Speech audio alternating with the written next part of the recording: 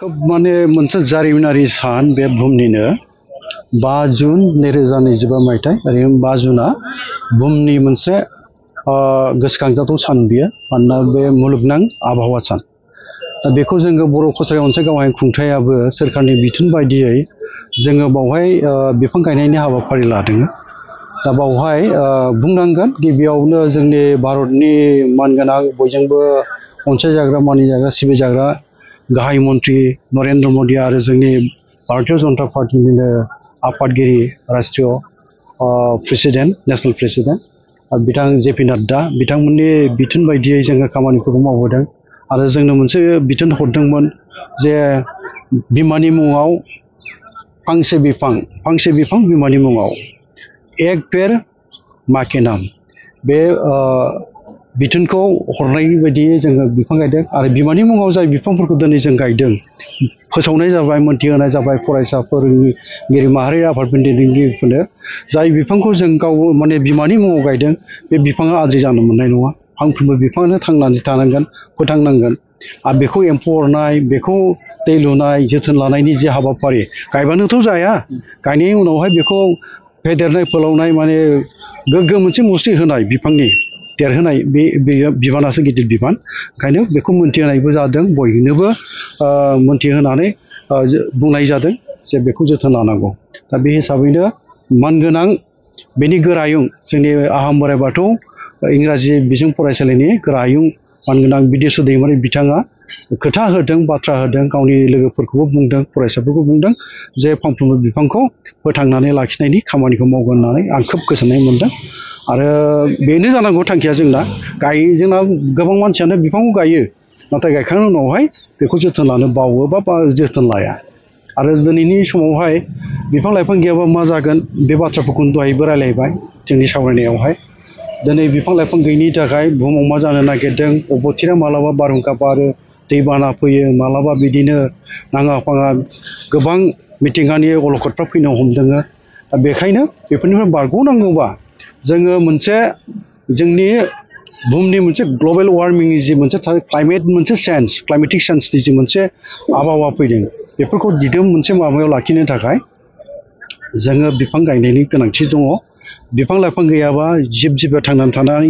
थानो हानाय नङा आरो सानसे समाव जानोबो हागौ बिफां लाइफाङा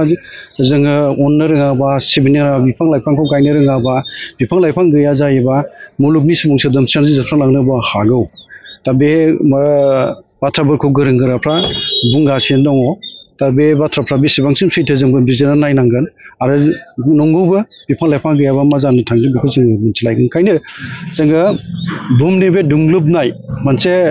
क्लाइमेटिक मोनसे इमबेलेन्स जानाय बेफोरखौ थिग खालामनो थाखाय दिनैनि समाव बिफां लाइफां गायनाया गोनांथार आरो बे गोनांथारखौ बिथा खालामनानै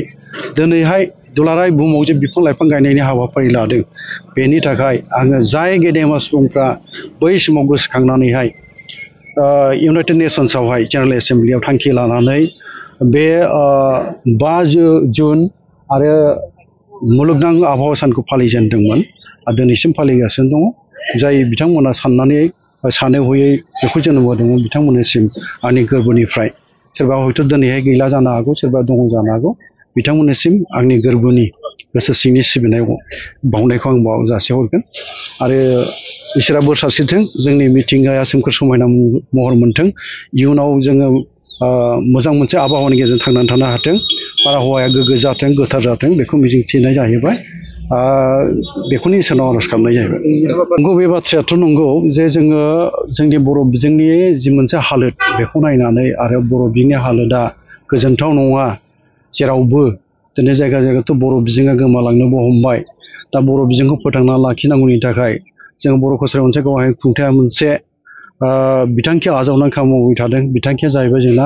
बड'फा उपेन्द्रनाथ ब्रह्म सोलोंथाइ मावबिथांखि बे मावबिथांखिखौ बिथा खालामनानै जोङो फरायसाफोरखौ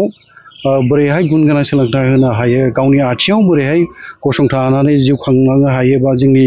हिउमेन रिसोर्स सुबुंधोनखौ जों बोरैहाय गोग्गो खालामनो बा मोजां खालामनो हायो बिनि फारसे जोङो साननानै खामानि मावबाय थादों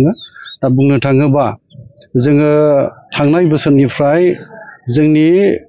फरायसाफोर बिटिसिनि बायजोनि फरायसाफोरखौ डाउन टाउन इउनिभारसिटियावहाय जोङो थांनाय समाव मोनसे सायख'नाय आनजादनि गेजेरजों मुं थिसनहोनो हानाय जादों गासै सा 73 फरायसाखौ। बिसोर गुबुन गुबुन बिदिनो आयदायाव मुंखौ थिसननो लादों। सोरबाया बिदिनो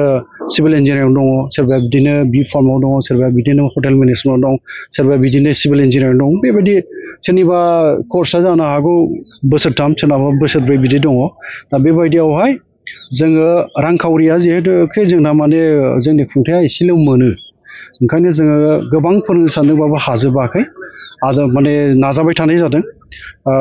देग्लायबो जोङो फैगौ गाबोननि उनावहाय 7 अक्ट'खालि बे मुं थिसननाय मोनसे आनजाद लागोन जोङो, माने एन्ट्रेन्स एग्जाम जागोन। देग्लायथ' फरायसा बांसिनबावमोन, नाथायथ' राहा गैया, जों देग्लाय एसे बाङाइसो खालामनानै